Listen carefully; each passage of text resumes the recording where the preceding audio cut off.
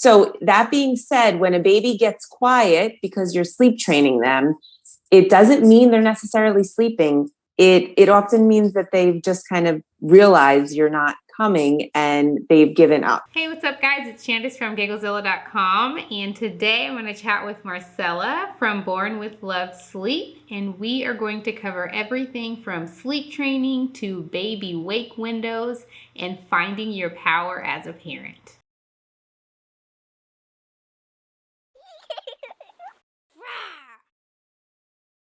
Hi guys, it's Shandace from Gigglezilla.com, and I'm super excited because I'm going to chat with Marcella. She is a sleep consultant, and she has lots of e-products and a website, and her Instagram channel is growing, and she helps a lot of parents get their babies to sleep.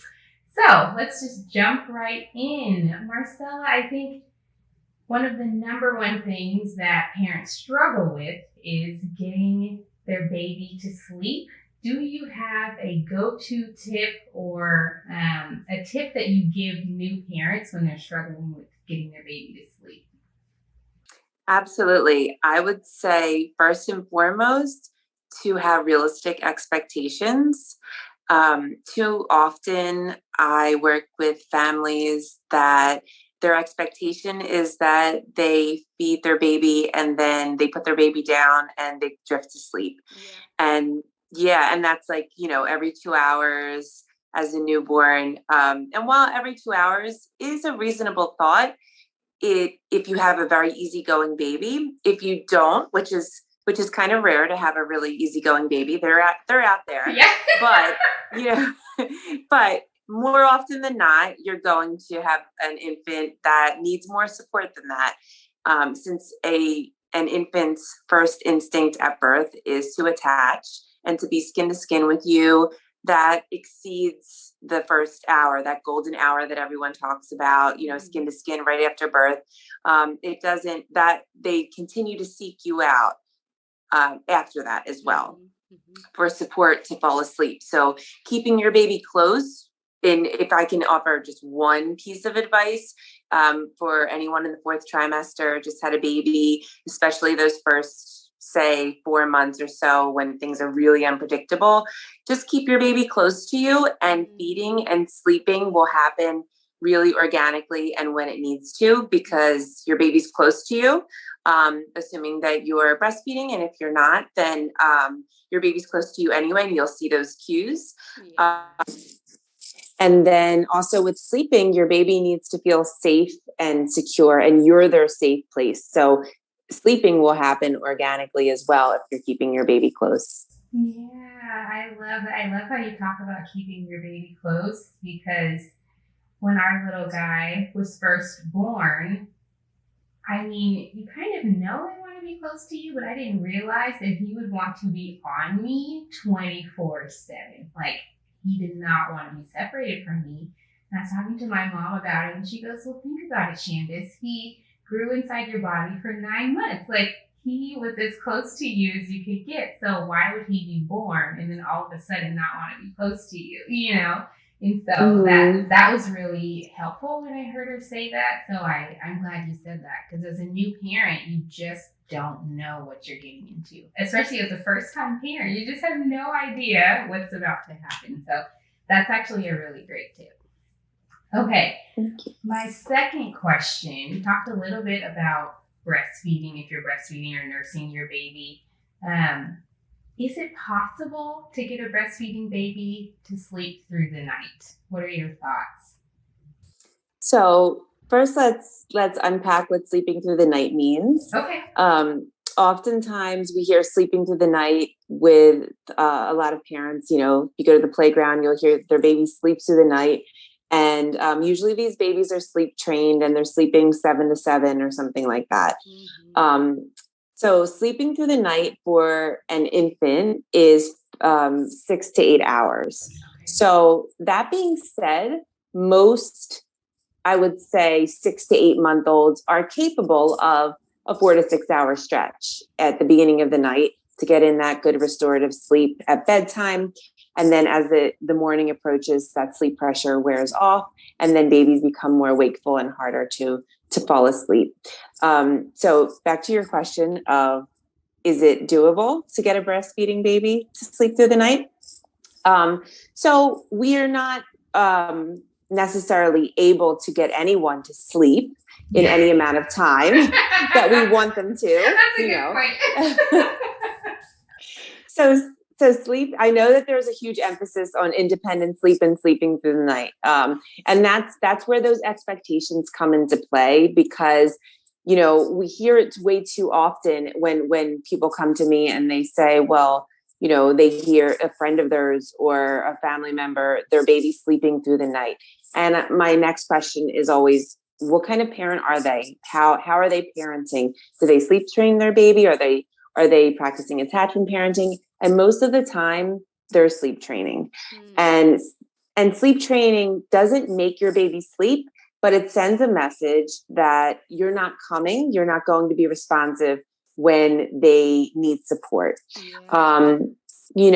So that being said, when a baby gets quiet because you're sleep training them, it doesn't mean they're necessarily sleeping. It often means that they've just kind of realized you're not coming and they've given up. I know that sounds really, really sad. And I don't like to, everyone has to make the best decisions for their family. But I also really want to put out there, what that really means. Infants aren't meant to sleep 12 hours. So in short, I would say that yes, if a baby can sleep to that capacity, they'll do that on their own, even if that means with support, even if that means waking in between some sleep cycles just for a little pat or a little cuddle to fall back. And sometimes that's only a minute with mom. You know what I mean? I don't know about you, but I don't know how, do you notice that with your little one? Maybe some feedings in the middle of the night might be a full feed, and then others will just be like, oh, he just needed to be close to me and he fell right back. Yes, absolutely. Sometimes he'll wake up and I'll think he wants to feed. And so I'll get ready to nurse him and I'll just pull him close and he literally just falls back asleep. Like he doesn't want to nurse. He just wants to know, okay, my mom is here. I'm safe, and if he wants to nurse, he can, of course. But yeah, I have found that. And sometimes he just wants to feel my hand on his chest. Like I'll just put my hand on his chest if he starts to wake up, and then he'll just kind of melt back into sleep. It's like he's making sure that I'm close. He's making sure that he can be safe, and that if he needs me, I'm an arm's reach away. Not ever further than an arm's reach away from him. So. Absolutely. Yeah. And that's what, so just because your baby's waking for support doesn't mean that they're not sleeping. It just means that they don't feel, they're not in a place to sleep independently through the night without support in between sleep cycles. As adults, we're accustomed to linking those sleep cycles. We've had lots of years to figure that out. Some of us still wake. I mean, sometimes I wake and have some water and I fall back to sleep, or go to the bathroom or something like that. I think most people do those things pretty regularly. But oftentimes we link most of our sleep cycles and we don't need support to do so. So we do have those wakeful periods. We're just not fully waking. That's interesting. Yeah. So you think you grow out of that, but I mean, it sounds like you really don't. That's one of my questions, actually. I recently learned about sleep cycles. I did not know about this when Nolan was an infant. I learned about sleep cycles and wake windows. Can you talk a little bit more about what a sleep cycle is for, let's just say, 0 to 4 months? Because I think it changes after that. But what is a sleep cycle for a baby? So around 45 to 50 minutes or so is a sleep cycle. So when people say that their baby doesn't usually sleep longer than that or nap longer than that, it's likely because they're not necessarily needing to fully wake up. They're just looking for you, and you will likely be able to support them back. So if a baby's contact napping, a lot of babies will contact nap and they'll sleep 2 hours on their mom's chest. Yes. And then, and then someone, I've had clients tell me that, but if my baby's sleeping in the crib, they won't go past 40 minutes. Yep. And that's because they're getting to that wakeful stage of sleep where they're coming out of the deep sleep and they need to get to the next sleep cycle. And since they're alone and they're looking for support, sometimes you can, if you're close by, support them back, like you said, with a hand or something like that. And that's doable. But if it takes a little too long, or your baby's temperament doesn't allow for that sometimes, just depends. Or it depends on the nap or if it's the middle of the night or something like that. But, just getting to know your baby, you'll figure that out. Yeah. But when babies are closer to you, they tend to sleep more, actually, because they feel safe. Hence, co-sleeping. When I say co-sleeping, I just mean room sharing in sensory proximity is ideal, even recommended by the American Academy of Pediatrics for at least 6 months, but ideally for a year, actually. And I think a lot of people don't know that. Yeah, I feel like I don't know if it's true or not, but there's just such pressure to just teach your baby to sleep and teach him to sleep right away, like right out of the gate. Don't contact nap with them, put them down, let them cry. And in my heart of hearts, that style of parenting doesn't work for me. And like you said, like each person has to do what's right for their family. But I have found that when I contact nap with him, he sleeps on me for 2 hours. Sometimes I have to wake him up because he's sleeping so long and so deep. But yeah. So, okay, that's a sleep cycle. Okay, good. I wish I would have known that when Nolan was little. Like, okay, about 45 minutes to an hour, he's going to wake up. He's going to want to nurse. And then, 45 minutes to an hour later, he's going to want to go right back to sleep. So we struggled with that in the beginning, just trying to figure out what does he want? What does he need? And once I figured out, this is a sleep cycle, this is a wake window, it was a game changer for us because I could kind of predict what he was going to need and when he was going to need it. It made me feel like, I'm a good parent. I felt so empowered by that knowledge. So thank you for explaining that. So with naps, I've heard that it said sleep begets sleep. And I'm assuming they're talking about naps during the day. Like if your baby is napping well during the day, he'll sleep better at night. Do you find that to be true? Yeah. So more often than not, I work with people that have overtired babies. When you're overtired, not everyone, I tend to think most people in general, and definitely a lot of babies, when they're overtired, then they accumulate this sleep debt, which then goes into the night or can go into the next day if they don't catch up on that. And it becomes just a cycle of this chronic overtiredness. So daytime sleep is directly related to nighttime sleep. So a lot of times, if you're a new parent and you really don't, you haven't been educated on what any of it looks like yet, you'll think that keeping your baby up will help them to sleep longer or later. Yeah. So that's exactly what I thought. Yeah. But really that when they get to a point of overtiredness, which there is a window there, if your baby's crying or if they're due for a nap and they start crying, they're likely already in a place of overtiredness. That's why becoming attuned to your baby, like you said, just knowing their cues is such a game changer, because your baby's tired cues might be just staring off or maybe seeming even more active. Like some babies have these jerky movements and you might look at them and think, they can't be tired. But those jerky movements are a good tired sign for that particular baby. So, following your baby's tired cues is definitely key. And that's subject to change too. Like those wake windows are subject to change. So really being attuned to your baby's cues is really important.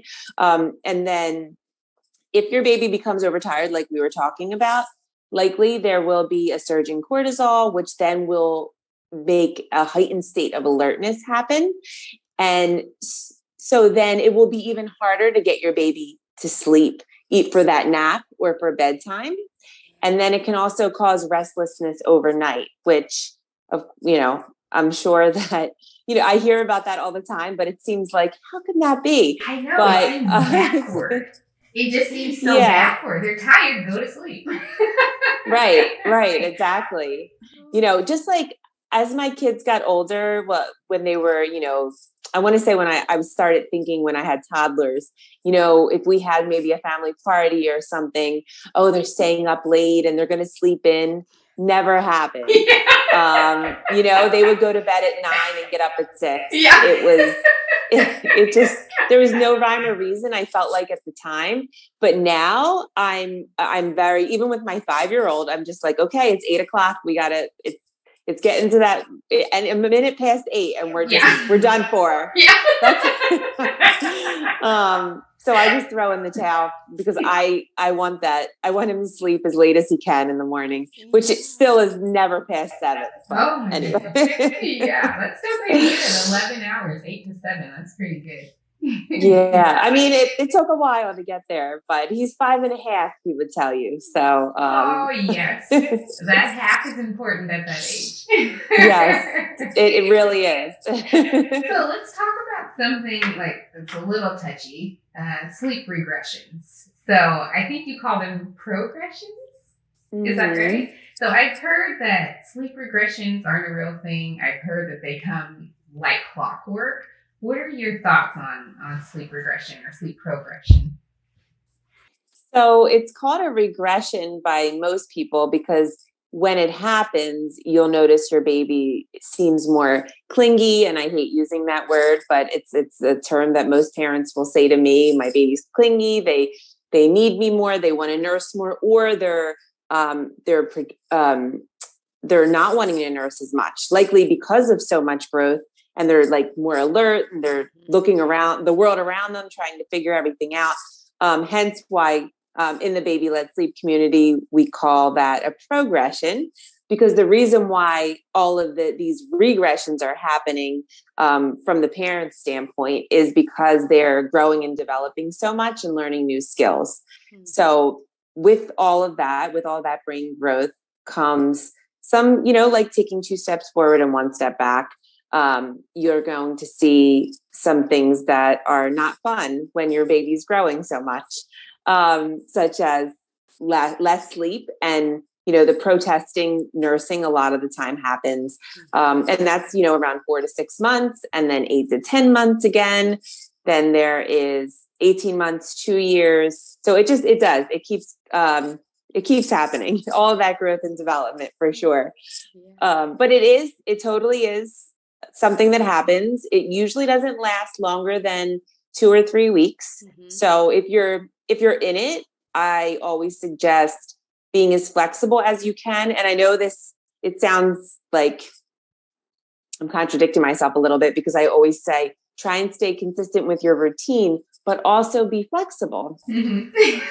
So, I understand that actually, especially with how these babies change. Like every week he's doing something totally different and he wasn't doing the week before. But yeah, okay, go ahead. Sorry. Yeah, no, totally. So, yeah, I tend to tell people to try and be flexible, but also stay consistent. Mm-hmm. When I say that, what I generally mean is if your baby hasn't nursed much that whole day because they were busy, because they're starting to learn how to crawl or cruise or something like that, or they're pulling themselves up, then you will likely need to nurse them more over that night. So kind of just be prepared for that. Okay. That's what I mean. Be prepared for them to need you more and to maybe want to be held a lot more. Maybe do some contact naps when they were crib sleeping a lot better. And that all sounds like that, like a regression for sure, but they definitely need to practice new skills. So that's another big thing that I say, whatever your baby's learning how to do, whether that be babbling, pushing themselves up, sitting up, definitely give them ample time throughout the day, because if you don't, they will likely wake more often because they want to practice these new skills. That's so interesting. Yeah. I wish so badly that baby sleep was part of my parenting prep, just because there's just such a depth to it. There's so much knowledge that I wish I had prior to having a baby. I feel like I probably would have had an easier time with our little guy. Because a lot of parents struggle with sleep. Pretty much every parent I talk to, and it's never the same struggle. Like each baby is so unique that sometimes just that general knowledge is really helpful, and then even the in-depth knowledge that you have is immensely helpful. Yeah. I do love, like, I, speaking of, DMs on Instagram, I get a lot of DMs just like from new moms saying, I'm so thankful I found your page. I love all the content. And, it just puts my mind at ease that my baby is normal, because that is one of the things up there that a lot of new moms say to me, and they contact me because they just want to be reassured that everything that they're doing and their baby's doing is normal and healthy. Yeah. And 9 out of 10, it is. Yeah. So, but no one's telling you that. No one's, Oh my gosh, Marcella, that is why I so badly wanted to do this interview with you, because it's just empowering to know that I'm following what I feel is right for us. And you just confirm that it's not bad for me to hold my baby a lot. It's not bad for me to nurse him a lot. It's not bad for me to want to sleep close to him or have him in my room. Mm-hmm. And yeah, it's so reassuring as a new parent. And I'm sure all those moms that are DMing you feel the same way. Like, I go to your page and I'm just like, I can breathe, because there's all this pressure around sleep and just parenting in general. So, like I told you on the phone, your page is such a breath of fresh air because I feel like you see me, even though you never, literally see me in person. Oh, Shandace, that is so sweet. Thank you. I mean it. I think you are changing people's lives in the most important way, because you empower them to do what is right for their baby and for themselves. And I think the babies will grow up better for it, if that's what's right for their family. They will grow up better being attached to their mom, nursing, having comfortable and safe sleep. So hats off to you, girl. Oh, thank you so much. You're so very sweet. Okay, so we were just talking about how every parent that I talk to has a different struggle, or they're at a different stage of sleep with their baby. Is there, and this is kind of a broad question, is there an approach parents should take depending on the baby's age? So 0 to 4, 4 to 6, or like you said, should you just remain consistent throughout the entire thing and just keep chugging along even as they get older? What are your thoughts? So generally speaking, infant sleep is going to be really unpredictable until probably close to 4 months or so, when babies adapt to a more adult-like sleep cycle. That does not mean they're going to sleep through the night, but they may give you it. Yeah, but they may give you that long stretch. A lot of babies naturally do that at bedtime until midnight, 1, 2, something like that, where they'll get nice restorative sleep. In terms of approach, when someone contacts me and their baby is anywhere from 0 to 6 months, oftentimes the work I do with them is really just helping them to understand sleep. And shift things in their routine to help everyone get more sleep. And sometimes that's all that needs to happen, is some shifts and shifts in terms of the routine, shifts in terms of perspective, understanding what's happening, when your baby is crying, just for you to touch them. Because a lot of times that's what's happening too. Not necessarily, we think of what babies need and we think of, we need to change their diaper, we need to feed them, but we're not, they're all, that's practical things, but we're not thinking about what their biological needs are, which are connection time is huge.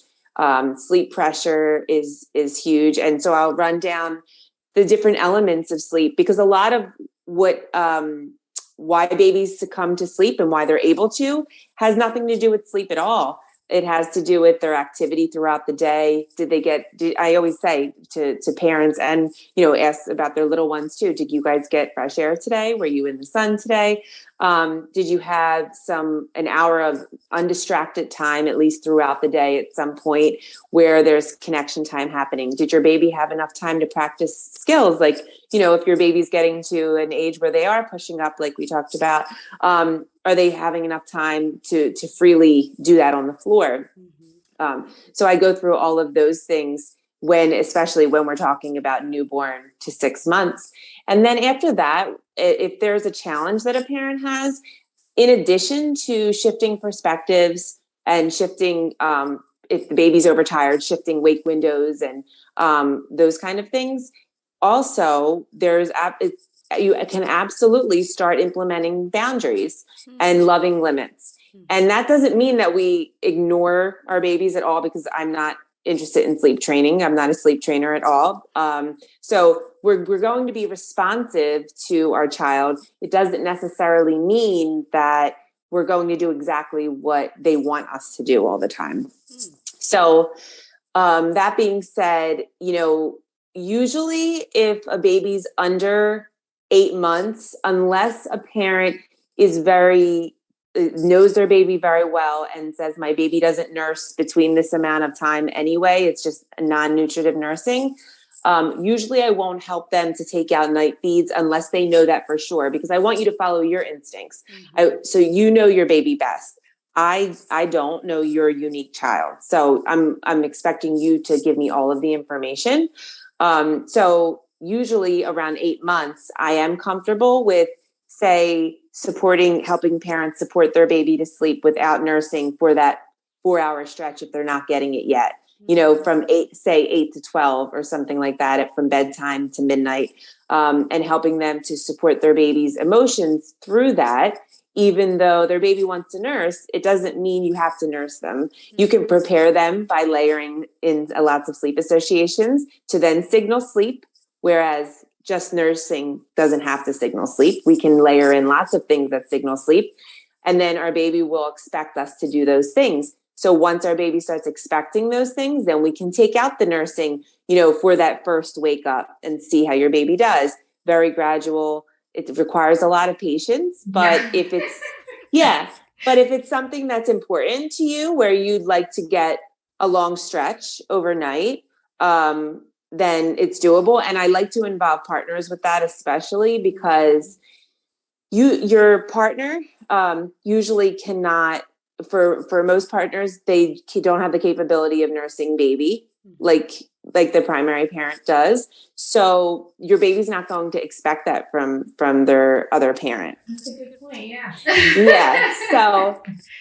So I like to involve partners. If that's not doable for some reason, like work or something like that, then, we would just take steps that for mom usually to support baby in other ways, like patting, shushing, singing, rubbing their head or their back, or things that you've already started to do it because we're working together. So then you can take out nursing sessions. So that was very long-winded, but yes, no, you don't have to do nothing. Just because you're not sleep training doesn't mean you have to do everything your baby wants you to do. When I work with people with understanding sleep, a lot of times tears will come up, this topic of tears. And, we associate tears as a negative emotion with emotions that bring on tears. And it's just a normal part of life, to the upset from a letdown, But, that can be something positive because you're just creating a pattern of responding to your child's emotion and not fixing the problem for your child, because throughout life, we're not going to be there to fix everything as our kids get older. We want them to understand that, when you don't get what you want, it's okay. You can be upset about it, and I'm here for you. But it doesn't mean that we need to fix it, because, those boundaries are okay to have. Yeah. So it sounds like there is an appropriate time and place, depending on the situation with the parent, to put in boundaries around sleep. Mm-hmm. Okay. Yeah. That's absolutely. That's good to know. And as baby gets older, a lot of people want to move from bed sharing to independent sleeping situation. And again, that can be done very gradually and respectfully too, but it absolutely is doable. Yeah. Wonderful. That's good. So sleep training, you mentioned a few times, and you talked about it a little bit already, and you said you're not a sleep trainer. No, I'm not a sleep trainer. Talk to me a little bit more, like, what's your philosophy on sleep training? What are your thoughts? So I've done it. My daughter's 14, and I felt like I didn't have any other options when she was a baby but to sleep train. And that's what I was told by everyone from my neighbor to my pediatrician. So, yeah. So that being said, I went against my instincts, even though I would stand by the door, like pretty much in tears myself, and wait for, watch the moments tick until I was allowed to go into the bedroom and respond to her. And, that timed responsiveness, which is not following your instincts as a parent. So anything that's not following your instincts, I don't feel good about, and I don't feel good about telling people concrete things to do for that reason. I give people options and I help them in that way. Like, these are your options based on your baby's age and development. But I will never tell you what to do, because you have to feel comfortable with what you're doing. And if at any point it doesn't feel good, it's not going to work for you. Yeah. Or you're not ready yet. Like we talked about those boundaries. Some people I've worked with that we talked about, they were ready. They wanted to set some boundaries. And then we talk again and they realized maybe they weren't ready. Yeah. And that's okay. Yeah. There's no set time for anyone. But with sleep training, yes, again, I think that everyone needs to do what works for their family. That being said, when I talk negatively about sleep training, that's from a personal place. As well as I do believe that I strongly believe in informed parenting. And I think that it's a good idea that if a parent thinks that sleep training is their best option, then to really do your research and see if that's something you actually are on board with. Because I think that parents in general across the board today want to be responsive to their kids. But why, when we're talking about infants, is it any different? Yeah, that's interesting. I think you hit the nail on the head when you said informed parenting, because so many people think sleep training is the only way, especially when they're at the end of their rope and they're just like, I don't know what else to do. My baby won't sleep. I guess I better start sleep training. Some pick a method and try it, but like you said, if you're informed, you can have a menu of options and then pull down the one that works best for your family. But if you don't have that menu, you kind of just default to sleep training or, cry it out or some method similar to that. Yeah. Yeah. And methods in general, when I talk to people about strategies, things to go about making a change, a parent-led change, that is, to their sleeping arrangement or a challenge that they're having, it's going to involve some degree of like we talked about, tears. But again, the difference between what I'm telling you your options are for your challenge and sleep training is that my top priority is the connection with you and your child, and that you're responding to your child's emotions, not that you're fixing anything for your child or that you're letting your child cry. That's something alone. So, that's the other thing. If we respond to, if a parent has made a decision to, like I said, not nurse at a certain wake up, then you're not going to nurse at that wake up, but you're still going to respond to your child. You're still going to comfort them and let them know that you're there for them. And again, that's going to be more work. I'm not going to lie. It's more work. That's why oftentimes parents realize that maybe they're not ready for it yet, because it is more work to implement those changes without sleep training. But if you think about what sleep training means, and I know that there's, I always get asked this question, and I kind of didn't even want to bring it up, but I get asked this question from people who are on board with sleep training about where's the studies and the peer-reviewed studies, that is. And, I think that this is complete common sense. Yeah. I don't understand where those questions come from. We, in virtually, the vast majority of cultures that are not like our culture, Western culture, they would never think to sleep separately from their baby. They would never think to let their baby cry in another room. It's just, and they grow up to be very independent people and productive people. Like one culture that sticks out to me is the Japanese culture. They sleep in cots, right next to their baby. That's just their culture. And they, majority I read some statistics somewhere, the adults have grown up to be productive, independent people, not cling. My point is not clinging to their parents in adulthood. Yeah, still do you know what I mean? Yes. No, right. So it's just, it frustrates me a little bit, because I feel like it's common sense. If your instinct tells you as a parent that you should be responding to your child, how could any method be any better than that? How could any method, how does any method make more sense? It's just, it's so interesting to me. It is very interesting, because I know you talk a lot about listening to your instincts and our biology and thinking about your connection with your baby. And when I think about those things, the way that I respond to my baby does make sense. And sleep training does not make sense to me.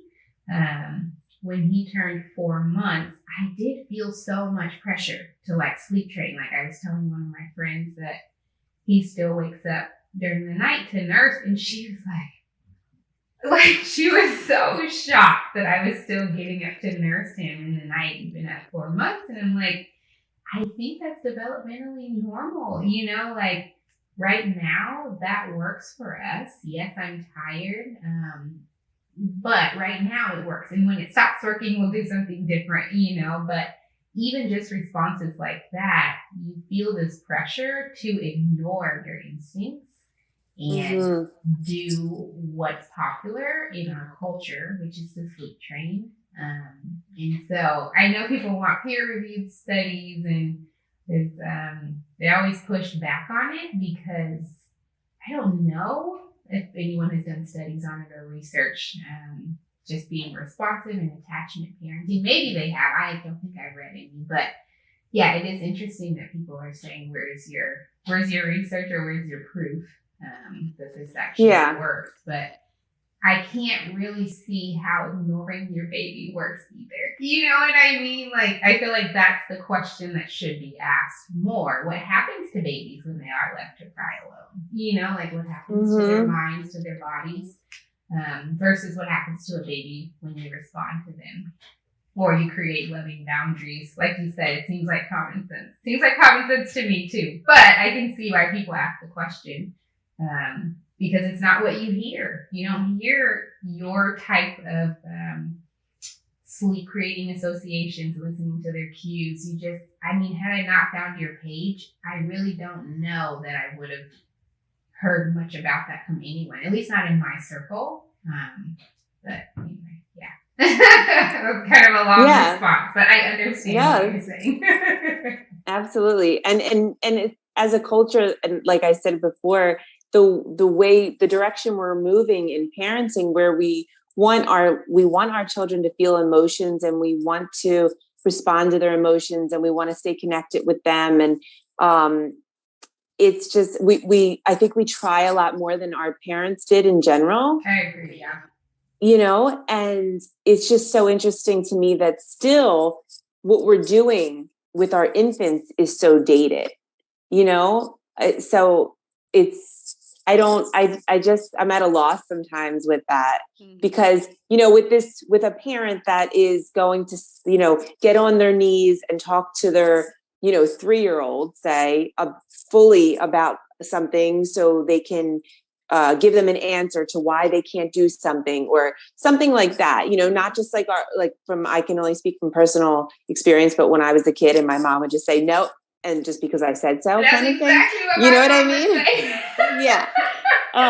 But today, we don't do that today. We meet our children where they are, and we explain things to them, and we want them to learn fully what's happening. We want them to make choices on their own, good choices. And we want to lead by example. We think about all of these things. So why aren't we thinking about it when it comes to our, say, 6-month-old, I just, it's just so interesting. And it's because it's not and again, this is something I can go on and on about, but I tend to feel like it's because our society is it's not set up for being a connected parent with an infant, to being able to provide our infants with their biological needs without feeling so bombarded as a parent, specifically mothers, with going back to work after 6 weeks or a few months.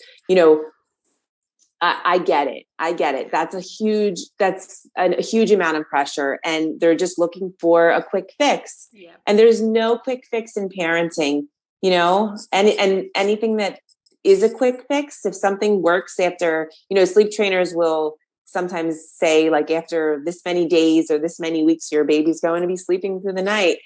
That's not, if that's a red flag in my opinion. And to me, it's if somebody gives me a guarantee, there's no way as human beings we can have a guarantee on every baby or every child or individual of what's going to work or not. So that's a total red flag. And I say, do not buy into that. Yeah.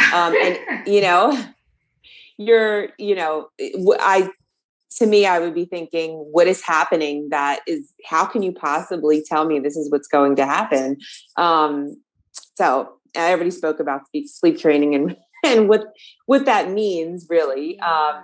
So yeah, but I think it goes back to just our society and the way we operate. Unfortunately, it's just not set up to meet our babies where they are. We expect to have babies, and almost like they are fitting into our lives instead of us fitting into theirs. Yeah. And it's kind of sad, because I understand why parents do it, even though I don't agree at all. Yeah. I have a question, just what you're talking about now. So what if someone does only have 6 weeks? I have to go back to work. I need to support my family. What does that look like for them? If they need to get more sleep, but their baby's still waking up every 2 hours, which they will be at that 6-week mark. And then maybe the baby's going into daycare and they're picking them up in the evening. Is it possible to not sleep train when you have other needs you need to meet, like going to work or sending them to daycare? Can you still apply the principles that you're talking about with your baby? Absolutely. It does depend on your childcare situation. If your baby's going to daycare, hopefully you've found a place that aligns with your philosophy on parenting and caring for babies. Mm-hmm. And so sometimes when I work with parents that their baby's in daycare, they really can't they don't have full awareness, or the communication is just not there with when their babies fell asleep and when they woke up, and, times of day. This way they can figure out like bedtime. They might pick their baby up and their baby might need a nap right away, or something like that. So the communication has to be there, of course. Otherwise you're likely going to not be in the know, and then potentially, have an overtired baby, of course, and that cycle start and continue. Yeah. Oftentimes if people have a nanny, that's a little easier. Their nanny will wear their baby and support their baby to sleep. And, it all is still doable, but it's still a lot. You're still, we're talking about a 2 or 3 month old baby and you're going back to work. Your baby still needs to feed all night long, every 2 hours, likely. Yeah. So that's not going away. If your baby's a little older, if we're talking about like 6 to 8 months or something like that, then like I said, and your baby is doing some non-nutritive feeding throughout the night. Again, you can kind of, before you go back to work, incorporate your partner into the overnights and kind of figure out when each of you are going to support your baby, and, whether you have to, because you're nursing your baby at certain times, and hopefully you can sleep. Sometimes I see families break up into different rooms for that reason. I know it sounds like not a good plan, but everybody can potentially get more sleep when like mom sleeps for 4 hours in another room. This way dad can support baby to sleep and she can get a solid stretch. I've worked with people where they've had situations like that, and it does work out. At least it's not forever. It's a season, know? Exactly. I have to remind myself of that. It's just a season. Yeah. Final question. Well, 2 more questions, but is there anything you want to share with new parents, like something you're really passionate about, or something you just wish new parents knew, or something you wish you knew as a new parent or a first-time parent? Absolutely. For me, I felt like I second guessed myself all the time. And along the way, thankfully, created relationships with some close friends that I didn't realize at the time would become close friends of mine, that were in the same state in terms of our lifestyle. And that helped. And they helped me to build confidence. We agreed about a lot of things in terms of parenting. And that kind of actually set my path in terms of the work I've been doing for years. Yeah. I didn't find that until I realized what I wanted for my own children. And then it kind of blossomed into, I want to help other people. I want to do, I want to like, Beautiful. But yes, so for me, it's becoming empowered. I really, truly want new parents to feel like I got this. I don't need to rely on others' opinions. And that's what they are. They're opinions. Just because someone told you that something worked for them, it doesn't mean that it's something that you have to do. All the way down to providers. And that's, in terms of doctors, doctors are not experts on lactation or sleep the vast majority of the time. There might be a few out there that are, but the ones I've met and that I've, have used even for my own children, like pediatricians, they were not, and most are not experts in those departments. And they give you one option. You know what I mean? They don't say, this is what I recommend, but you can also do this or this. And that's what recommendations are. That's an option, that it's not written in stone. Yeah. So just kind of really understanding that your instincts are really everything. You are the expert on your child. That's absolutely true. And I wish more parents sooner than later when I meet someone that has one child and they're there, like I could tell that they feel like it doesn't really matter what someone says or thinks, and they don't get like a knot in their pit of their stomach when, their aunt passes a comment or something like that. I think that's amazing because I wasn't there, and I really want that for as many new parents as possible. So yeah, I was a little all over the place with that one, but becoming informed, I think, is huge. Like we talked about, once you have all of the information on the topic that you're concerned about for your child, then you can also think about next, okay, here's the solid information. Here's all the research, all the numbers. If you're a numbers person, you can take opinions of people that you respect, of course. But then what do you feel comfortable with? Just because the information says one thing, it doesn't mean that that's something that you would feel good about, as you know what I mean? Yeah. Because you have to implement it. Right. And you have to, move forward in just like with this. Is every time that this, whatever it is, comes up with your child, are you just going to get that feeling like, I don't feel good about this. I don't feel good about this. Yeah. And it's not healthy for anyone, for the parent or the child. No, exactly. And that's, we didn't touch on this, but your child co-regulates their emotions with you. So if you don't feel good about something, or if you're stressed or frustrated, then your child, if it's bedtime, it's likely not going to happen very soon. It's likely going to take a long time. Because your child senses your energy and co-regulates with you. So just kind of keeping that in mind. When you feel good, it really is like a domino effect. Yeah, one of my friends said, if mommy feels good, then mommy's happy, then baby can be happy too. Yep. So yeah, thank you so much, Marcella. How can people find you? Can you tell me your Instagram tag, your website? How can people find you if they want to chat with you more, or tap into your sleep services? Awesome. Yes. So I'm on Instagram. I post very frequently. My handle is at bornwithlove.sleep.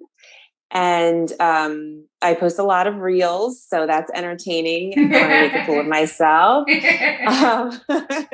And then my website is bornwithlovesleep.com. And on there is, all of my services, as well as a free mini e-course I have on pretty much empowerment.